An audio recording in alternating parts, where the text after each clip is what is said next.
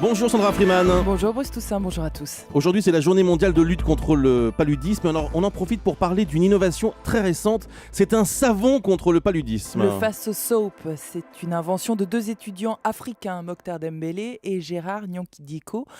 L'un burkinabé, l'autre burundais.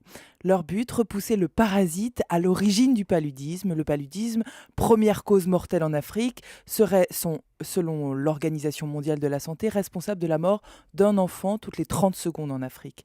Ces deux étudiants-chercheurs ont effectué leurs recherches à l'Institut international d'ingénierie de l'eau et de l'environnement de Ouagadougou, au Burkina Faso, d'où ce nom, Faso Soap, un savon qui pourrait bien être révolutionnaire. Comment est-ce que ça fonctionne ? C'est un savon qui permet par son odeur de repousser les moustiques, de tuer les larves et ainsi d'empêcher la prolifération du plasmodium, qui est le parasite transporté par le moustique à l'origine de la maladie.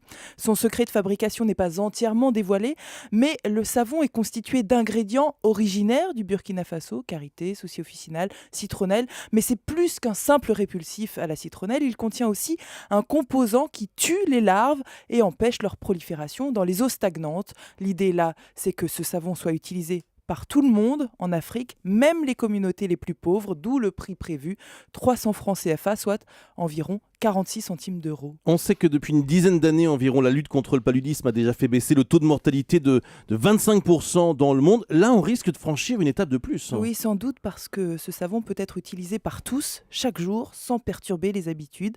Il a d'ailleurs été testé sur un échantillon de la population à Ouagadougou avec succès. Les deux chercheurs viennent d'être récompensés en Californie pour ce projet innovant et ont reçu 25 000 $ qui leur permettront de réaliser des tests complémentaires et de monter leur entreprise pour commercialiser leur invention. Merci beaucoup Sandra Freeman, c'est un espoir extrêmement important parce que le paludisme fait des centaines de milliers de victimes chaque année. Il y a une petite incertitude sur le nombre précis de victimes, près d'1 million selon certaines sources.